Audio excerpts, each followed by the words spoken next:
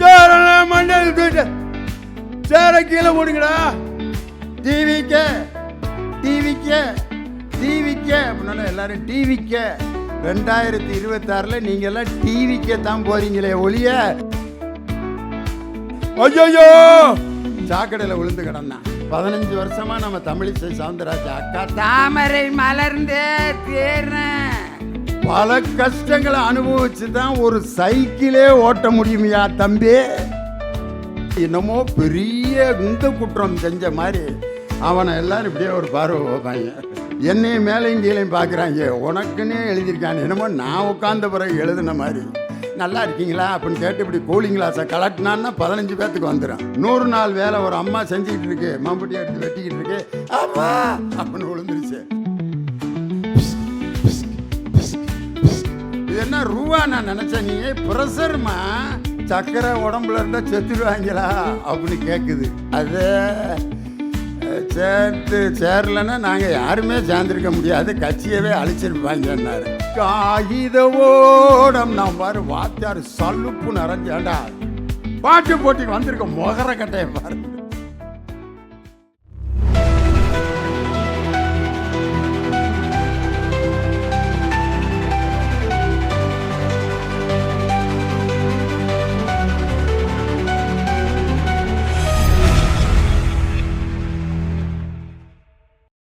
பஸ்ஸில் நீங்கள் பார்த்தீங்கன்னா ஆண்கள் பெண்கள் தனி சீட்டு.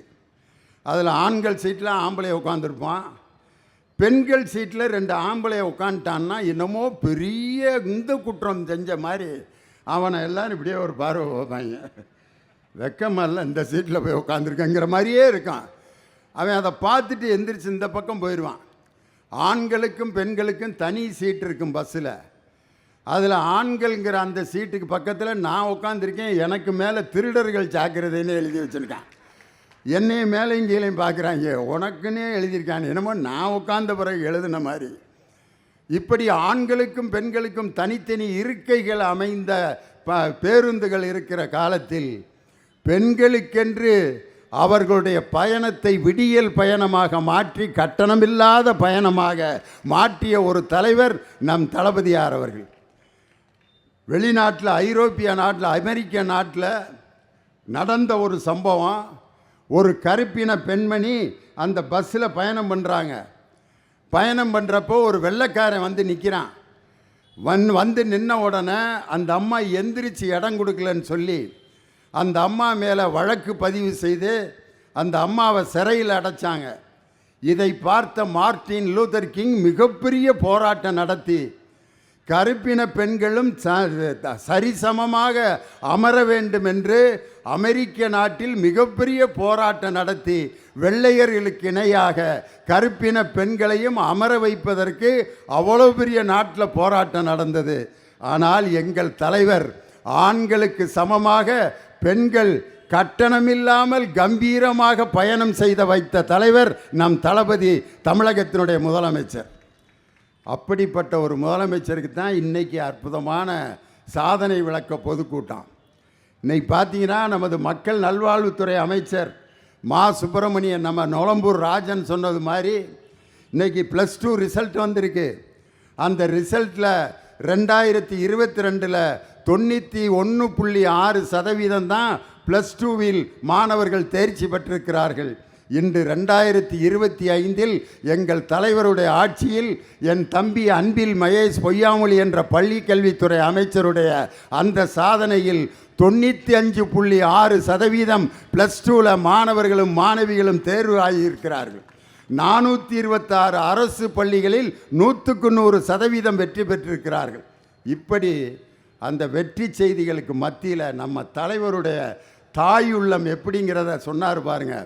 2 கைகளும் இல்லாமல் ஒரு பையன் பரிசு எழுதியிருக்கான். கிருஷ்ணகிரி மாவட்டத்தில் வேப்பனஹள்ளிங்கிற அந்த ஊரில். அந்த பையன் பேர் வந்து பிரமோத் குமார்.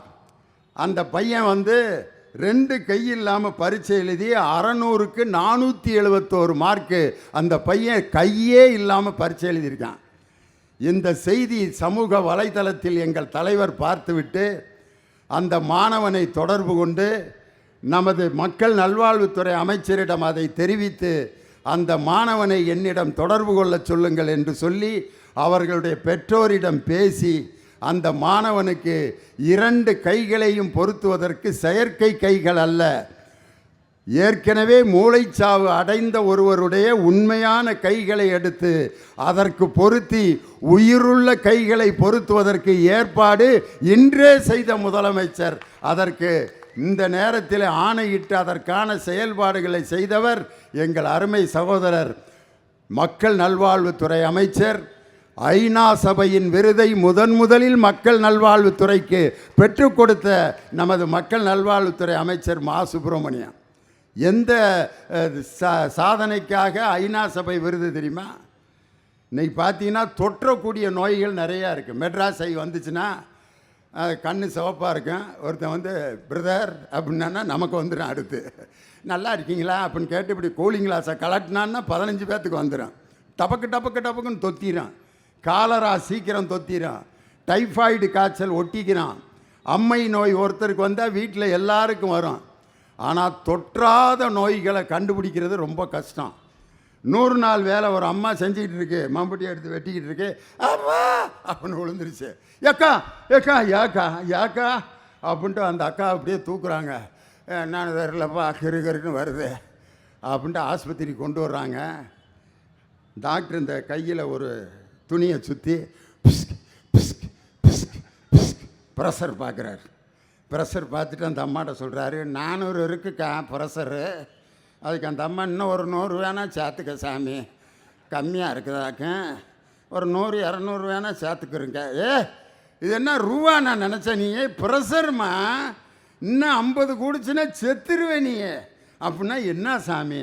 ரத்த அழுத்தம்னா என்னான்னு தெரியாமல் அந்த கூலி வேலை செஞ்சுக்கிட்டு இருக்கு ஒரு அம்மா. திடீர்னு மேடையில் ஒரு அம்மா ரேஷன் கடையில் வரிசையில் நின்றுக்கிட்டு இருக்கு, கிருகிருன்னு வருது தாயி அப்படின்னு பொத்துன்னு விழுகுது. பிளட் டெஸ்ட் எடுத்து பார்த்தா சுகர் 300க்கு மேலே இருக்குது, சர்க்கரை. அந்த அம்மாட்ட சர்க்கரை உனக்கு 300 இருக்குது. இல்லை வீட்டில் 500 தானே, 1/2 கிலோ தானே இருந்துச்சு, என்ன 300 தான் இருக்குங்கிறீ? அட உன் உடம்புல இருக்க சர்க்கரையை சொல்கிறான், உன் வீட்டில் டப்பாவில் இருக்க சர்க்கரையா? அது இருந்தால் இருந்துட்டு போகுது சாமி, என் உடம்புல தானே இருக்குது அப்படின்னு. இந்தம்மா உடம்புல ஒரு அளவுக்கு தான் சர்க்கரை இருக்கணும், அதுக்கு மேலே இருந்தால் நீ செத்துருவ. சர்க்கரை உடம்புல இருந்தால் செத்துருவாங்களா அப்படின்னு கேட்குது.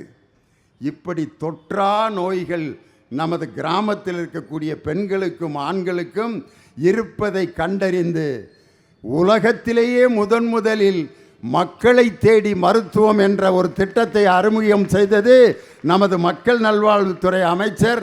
அதற்கு அடிக்கோலிட்டவர் நம் தளபதியார். அதில் ஒரு மிகப்பெரிய பெட்டகத்தை எங்கே தொடங்கினார்னா கிருஷ்ணகிரி மாவட்டத்தில் முதல்ல தொடங்கினார் 1921ஆம் ஆண்டு. இன்றைக்கி அதனுடைய திட்டத்தில் பயன்பெற்றவர்கள் எவ்வளவு பேர்னா 2,74,00,000 பேர் தொற்றா நோய்களை கண்டறிந்து அதற்கு சிகிச்சை பெற்று கொண்டிருக்கிறார்கள் என்றால் 2,74,00,000 உயிர்களை பாதுகாத்த தலைவர் நம் தளபதி மு.க. ஸ்டாலின். அதுதான் மக்களை தேடி மருத்துவம். அதுக்கு தான் ஐநா சபை விருது கொடுத்தாங்க. நான் ஒரு நாள் துபாய்க்கு ஃப்ளைட்டில் போயிட்டுருக்கேன். தலைவருடைய புஸ்தகம் உங்களில் ஒருவன், அந்த புத்தகத்தை படிச்சுட்டு இருந்தேன். படிச்சுட்டு இருக்கப்போ அவருடைய படம் பெருசாக போட்டிருந்துச்சு. என் பக்கத்தில் ஒரு கனடா நாட்டுக்காரர் உட்காந்துருந்தார். அவர் அப்படின்னாரு. என்ன பேசினாருன்னே புரியல. What are you talking man அப்படின்னு. என்னான்னு விவரமாக சொல்லியா அப்படின்னா அப்புறம் அவர் பேசுகிற இங்கிலீஷு எனக்கு புரியலன்ட்டு தெளிவாக சொன்னார். What is this book, who is this man in the picture அப்படின்னு கேட்டார். இந்த புக்கு யாருடையது, இந்த படத்தில் இருக்கிற மனுஷன் யார் அப்படின்னு கேட்டோன்னே நான் சொன்னேன், he is mister M K. Stalin, the chief minister of Tamil Nadu அப்படின்னு சொன்னேன். He M K. Stalin, he gave the free food for the school children in the morning அப்படின்னா.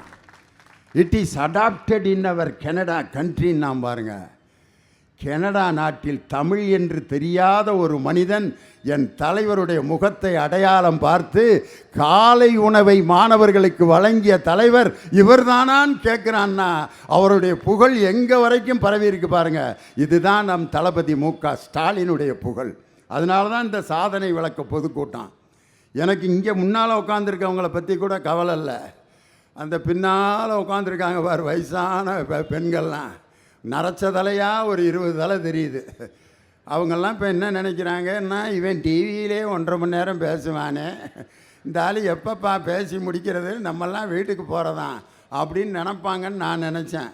ஆனால் இப்போ அவங்க மகிழ்ச்சியாக இருக்கிறத பார்த்தா, சகோதரிகளும் தாய்மார்களும் மகிழ்ச்சியாக இருக்கக்கூடிய ஒரே மாநிலம் தமிழ்நாடு தான். அது நம்ம தளபதி மு.க. ஸ்டாலினுடைய ஆட்சியில் தான். இன்றைக்கி பார்த்தீங்கன்னா 4 ஆண்டுகள் ஆட்சி இதே எடப்பாடி பழனிசாமி தான் 4 ஆண்டுகள் ஆட்சி செஞ்சார். இப்போ அவர் மேடையில் என்ன பேசிகிட்டு இருக்காருன்னா, பாவத்தை பிஜேபிக்கு அடிமையாகி, அது முதல்ல கூட்டணியில் சேர்ந்துருந்தார், அப்புறம் விலகுனார், இப்போ சேர்ந்துருக்காரு. ஏன் முதல்ல சேர்ந்துருந்தீங்க அப்படின்னு கேட்டால், அது சேரலைன்னா நாங்கள் யாருமே சேர்ந்துருக்க முடியாது, கட்சியவே அழிச்சிருப்பாங்கன்னாரு. அப்புறம் ஏன் விலகினீங்க? விலகி நின்று பார்ப்போம்னு நின்னா 11 தொகுதியில் டிபாசிட் போயிடுச்சு. அப்புறம் எங்களை ஈடியில் வேற நெருக்கி பிடிக்கிறாங்க, என்ன பண்ணுறதுன்னு திருப்பி உள்ளே போயிட்டான். இந்த மனுஷன் ஒரு உண்மை இல்லாத மனுஷங்கிறத எதை வச்சு தெரியல சொல்கிறேன்னா, டெல்லிக்கு பிறப்பிட்டு போகிறாரு. அப்போ பத்திரிகைக்காரங்கள்லாம் கேட்குறாங்க, ஐயா டெல்லிக்கு எதற்காக போகிறீர்கள்? உண்மையுள்ள நேர்மையுள்ள தலைவராக இருந்தால் என்ன சொல்லிட்டு போயிருக்கேனா, அமித்ஷா அவர்களை சந்தித்து கூட்டணி விஷயமாக பேசி முடிவு செய்ய போகிறேன் சொல்லு. நியாயமானவங்கள, நேர்மையானவர், நீதியானவர். நான் அதிமுகவினுடைய அலுவலகம் கட்டிக்கிட்டு இருக்காங்க, அதை பார்ப்பதற்காக போய் கொண்டிருக்கிறேன். அது கட்டடத்தை ஏற்கனவே திருப்பி இதெல்லாம் கேட்கக்கூடாது, திருப்பி அப்படின்னாரு. போய் அங்கே டெல்லியில் இறங்கணுன்னு 12 மணிக்கு அமித்ஷா கூட உட்காந்துருக்க மாதிரி படம் வந்துருச்சு. அமித்ஷா கால் மேலே கால் போட்டு உட்காந்துருக்கார், உள்துறை அமைச்சர். நம்ம எதிர்க்கட்சி தலைவர் இருந்தா 4வது லைனில். அப்போ கேட்குறாங்க, எதுக்கு அமித்ஷா அவர்களை சந்திக்க போனீர்கள்? அப்பையும் பொய். நான் தமிழ்நாட்டினுடைய நிலவரங்களை அவரிடம் சொல்வதற்காக போனேன். தமிழ்நாட்டுக்கு நிதி கொடுக்கலையாம், அதை கேட்க போனாராமியா. ஆனால் அந்த புழுகு ஆகாச புழுகுக்கு கேள்விப்பட்டிருக்கான். ஜமுக்காலத்தில் வடிகட்டிய அடிமட்ட புழுகு யாருன்னா எடப்பாடி பழனிசாமியை தவிர வேறு யாரும் கிடையாது. உண்மையிலேயே அமித்ஷா அவர்களும் எடப்பாடி பழனிசாமி தனி ரூமில் சந்திச்சிருக்கப்ப என்ன நடந்திருக்குன்னு தெரியுமா? இப்போ நான் செஞ்சு காட்டவா என்ன நடந்திருக்கும்னு. நான் தான் அமித்ஷான்னு வச்சுக்கோங்க. எடப்பாடி பழனிசாமி உள்ள entry. Good morning, good morning साहब. क्या बोलता है मिस्टर पழனிசாமி? क्या बोलता है? नो बोलता है. It is I am Palaniswami, general secretary of whole India Anna DMK. What are you doing in Tamil Nadu? Tell me. बोल बोल मिस्टर पழனிசாமி, बोल. அவர் போல்னா என்னங்க, நீங்கள் வாட்டுக்கு போல்ங்கிறீங்க, என்னன்னு தெரியல. போல்னா சொல்லியான்னு அர்த்தம். அப்போ தான் இவருக்கு தெரிஞ்ச புல்டாக் இங்கிலீஷில் அடித்து விட்றாரு. No fighting between Annamalai and me, we are now very close. இதிலோட அதிமுக க்ளோஸ் முடிஞ்சிச்சு.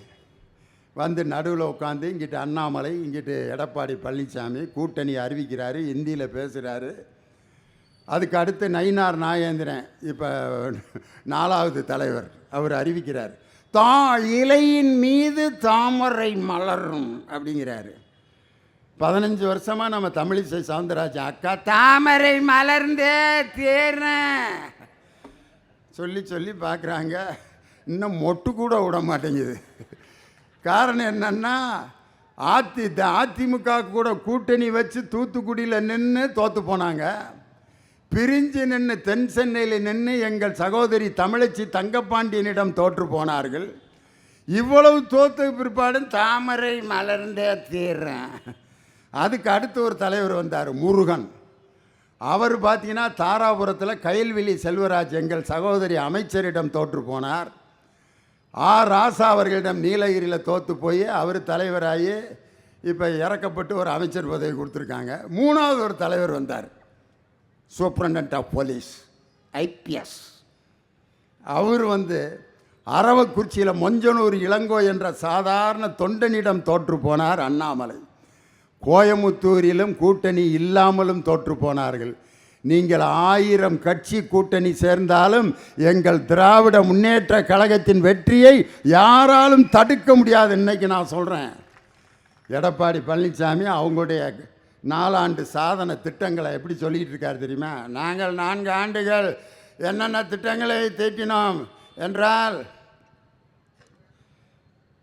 பேப்பருங்கய்யா, பேப்பரு, அவர் தீட்டின திட்டத்துக்கு பேப்பர் தேடிக்கிட்டு இருக்காரு. பேப்பரு இந்த என்ன அந்த பேப்பரை கொண்டே அதில் பார்த்தா எம்ஜிஆர் பாட்டை எழுதி வச்சுருக்காங்க. திருந்தாத உள்ளங்களை, அது இல்லைடா திட்டங்களை கூடப்பா அப்படின்ட்டு, கண் போன போக்கிலே கால் போகலாமா பாட்டை எழுதி வச்சுருக்கேன். அதை கொடுத்துட்டாங்க. திருந்தாத உள்ளங்கள் இருந்த லாபம் வருந்த திட்டத்தை கொடுறா. இது எங்கே நடந்துச்சுன்னா கண்ணகி நகரில். திட்டங்களில் என்ன சொல்கிறாருன்னா, கால்நடை பூங்கா கட்டினோம், அதை இன்னும் திறக்கவில்லை. 6 தாலுகாக்களை உருவாக்கினோம், 3 மாவட்டங்களை உருவாக்கினோம், அப்புறம் 7.5 இடஒதுக்கீடு கொடுத்தோம். வேறு கால்நடை பூங்கா திருப்பி தொடங்கினோம், பயிர் பாகுபீட்டு திட்டம் தொடங்கினோம், வேளாண் மண்டலத்தை உருவாக்கினேன். அப்புறம் பேப்பரில் கடைசியில் ஒருத்தன் எழுதி வச்சுருந்துருக்கான், அம்மா மினி கிளினிக். அம்மா மினி கிளினிக் 40 தொடங்கினோம். இன்றைக்கி எடப்பாடி பழனிசாமியை நான் கேட்குறேன், அம்மா இப்போ நான் மக்களை தேடி மருத்துவத்தில் 2,74,00,000 பேர் பயனடைந்திருக்கிறார்கள்னு புள்ளி விவரம் சொல்கிறேன்னு. அம்மா மினி கிளினிக்கில் எத்தனை பேர் நோய்வாய்ப்பட்டு பலனடைந்தார்கள்னு சொல்கிறதுக்கு எடப்பாடி பழனிசாமிக்கு தில்லு இருக்கா? அம்மா மினி கிளினிக் தொடங்கணும், பயிர் பாதுகாப்பு திட்டத்தை அறிவித்தோம், வேளாண் மண்டலத்தை அறிவித்தோம். எங்கே வேளாண் மண்டலமாக நம்ம டெல்டா பகுதியை அறிவித்தாரன். அப்படி அறிவித்ததுனால என்ன நன்மை நடந்தது சொல்லுங்கள். தேஞ்சரக்காடு பழனிசாமி, அவருக்கு நான் வச்சுருக்க பேர். இப்போ தேஞ்சரக்காடுனா ஒரே வரியை திருப்பி திருப்பி பாடிக்கிட்டே இருக்கோம். எங்கள் பள்ளிக்கூடத்தில் ஒரு பாட்டு போட்டி நடந்தனா, கலைஞருடைய பாடல்கள் அல்லது பாரதிதாசன் பாடல்கள், பாரதியார் பாடல்களை பாடணும் அப்படின்னு போட்டி. எல்லோரும் பாரதியார் பாட்டை பாடினான், பாரதிதாசன் பாட்டை பாடினான். ஒருத்தன் கலைஞர் பாட்டை பாடுறேன்ட்டு பெரிய பேப்பரில் எழுதி வச்சுக்கிட்டு மறக்க முடியுமா படத்து பாட்டில் பாடுறான். நான் உண்மையில் பின்னி எடுத்துருவேன் போல இருக்கு இந்த பாட்டை அப்படின்ட்டு அவன் கலைஞர் பாட்டை பாடுறானோன்னு எல்லாரும் கைதட்டிட்டான். வேற ஆரம்பித்தான், கொஞ்சம் ஹாட் வாட்டர் கொடுங்க, பெரிய பாடகராக இருப்பான் போல இருக்குன்ட்டு வாங்கி சுடுதண்ணி வேற குடிக்கிறான். குடிச்சிட்டு காகித ஓடம் காகித ஓடம் காகித ஓடம் காகித ஓடம் காகித ஓடம் காகித ஓடம் காகித ஓடம் காகித ஓடம் காகித ஓடம் காகித ஓடம் காகித ஓடம் காகித ஓடம். அடுத்த ஸ்டான்ஸா பாட வான்றான். இதவே தான் பாட போறியா? இல்லைங்க வேற பாட போகிறேன். காகித ஓடம். நான் பாரு வாத்தியார் சலுப்பு நிறைஞ்சேன்டா, பாட்டு போட்டிக்கு வந்திருக்க முகர கட்டையை பாருங்க. இந்த ஒரு வரியவே எப்படி திருப்பி பாடினானோ அதே மாதிரி எடப்பாடி பழனிசாமி அம்மா மினி கிளினிக் ஆரம்பித்தான், 15 தாலுகாவை ஓப்பன் பண்ணான், 3 மாவட்டத்தை தொடங்கினான். ஒரு மகளிருக்காவது உரிமை தொகை என்ற திட்டத்தை கனவிலாவது நீங்கள் கொடுக்க வேண்டும் என்று நினைத்து பார்த்ததுண்டா? இன்னைக்கு மகளிருடைய அந்த உரிமை தொகை எப்படிப்பட்ட திட்டம்னு இன்னைக்கு இந்தியாவில் இருக்க எல்லா மாநிலங்களும் அதை பின்பற்ற தொடங்கிவிட்டார்கள். இன்றைக்கி நம்ம மக்கள் நல்வாழ்வுத்துறை அமைச்சர் கோரிக்கை மீதான விவாதத்திற்கு பதிலளித்து பேசுகிறப்ப சட்டமன்றத்தில் பேசினார். நம் தலைவரை பற்றி பேசும்போது 4 வாக்கியங்கள் சொன்னார். மீசை முளைக்காத வயதிலே கழகக் கொடி ஏந்தியவர், மீசை முளைக்காத வயதில் கழகக் கொடி ஏந்தியவர், மிசா என்னும் நெருப்பாற்றில் நீந்தியவர். மீசை முளைக்காத வயதில் கழகக் கொடி ஏந்தியவர், மிசா என்னும் நெருப்பாற்றில் நீந்தியவர், அண்ணா, கலைஞர், பெரியார் என்ற மூவரின் மொத்த உருவமாக தோன்றியவர் என்று அவருடைய அந்த பதிலுரையில் முதல் வாக்கியமாக சொன்னார்.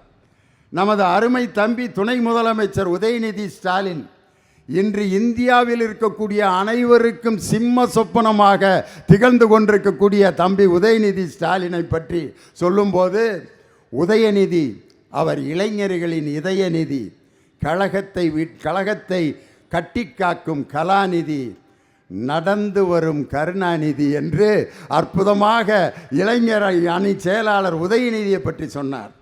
இன்னைக்கு பார்த்தீங்கன்னா புதுசாக கட்சி ஆரம்பித்த ஒருத்தர், அவர் கோயம்புத்தூரில் பொதுக்குழு என்னது BLA 2 பூத் கமிட்டி கூட்டம் நடத்துகிறேன்ட்டு ஒரு கூட்டத்தை போட்டு, அந்த கூட்டத்தில் பொதுச் செயலாளர் மேடைக்கு வந்து சேர கீழே போடுங்கடா, சேர கீழே போடுங்கடா போடுங்கடா, ஒருவேளும் போடல, இப்படியே வச்சுக்கிட்டு இருக்கேன். பொதுச் செயலாளர் நெஞ்சாகி போனது தான் மிச்சம். கட்சி தலைவர் மைக்கை வாங்கி அந்த சேர்களை தயவுசெய்து கீழே போடும்படி கேட்டுக்கொள்ள, வயர்லாம் இருக்குது, அதில் காலில் வச்சு விழுந்து இது ஆயிரப்போகுது. எது BLA 2 கூட்டம் எப்படி நடக்குதுவா இருக்கா. கொள்கை பொறுப்பு செயலாளர்னு ஒருத்தர் வந்து, நான் சொல்வதை எல்லோரும் திருப்பி சொல்லுங்கள், டிவிக்கே டிவிக்கே டிவிக்கே அப்படின்னா எல்லாரும் டிவிக்கே டிவிக்கே டிவிக்கே டிவிக்கே, எனக்கு காதில் டிவிக்கே அப்படின்னு தான் கேட்டுச்சு. 2026 நீங்கள்லாம் டிவிக்கே தான் போகிறீங்களே ஒழிய எங்கள் திராவிட முன்னேற்றம் இதில் அவர் the competition between DMK and TVK அவ்வளோதான். என்னையாது ஓடி வந்து திடீர்னு முதலமைச்சர் நாற்காலியில் உட்காரணும்னா ஒரு சைக்கிள் பழகிறதுக்கு கூட எவ்வளோ கஷ்டப்பட்டு பழகணும். முதல்ல ஏறி உட்காந்து குரங்கு பெடல்னு ஒன்று போடணும், சேவல் கவட்டையில் விட்டு குரங்கு பெடல் போடணும். அப்புறம் முக்கா பெடல், அந்த கம்பிக்கு மேலே ஏறி ஒரு ஓட்டணும். பின்னால் ஒருத்தன் பிடிச்சிக்கிட்டே, டே பிடிச்சிக்கடா விட்றாதரா, பிடிச்சிக்கடா, டே பிடிச்சிக்கிறேன்டா ஓட்டுறா, டே பிடிச்சிக்கிறா விட்றாதரா, டே பிடிச்சிக்கிறேன்டா ஓட்டுறா. அவன் நல்லா ஓட்டுறதை பார்த்துட்டு இவன் விட்டுட்டான், சரி ஓட்டுறான்டா. அவன் ஓட்டிக்கிட்டே போயிட்டு இருந்தேன். ஆஹா சூப்பராக ஓட்டுறோம்டா அப்படின்ட்டு திடீர்னு பின்னால் பார்க்கணும், அவனை காணான். ஐயோ சாக்கடையில் விழுந்து கிடந்தான். பின்னால் பிடிச்சிக்கிட்டு இருக்கவன் இல்லைன்னு தெரிஞ்சோன்னே சாக்கடையில் விழுந்தான். ஒரு சைக்கிள் பழகிறதுக்கே முதல்ல பெடலில் ஏறி நிற்கிறதுக்கு ப்ராக்டிஸ் பண்ணணும் ஒரு வாரம். குரங்கு பெடலில் 25 நாள் ப்ராக்டிஸ் பண்ணணும். முக்கா பெடலில் கிட்டத்தட்ட 2 மாதம் ப்ராக்டிஸ் பண்ணணும்.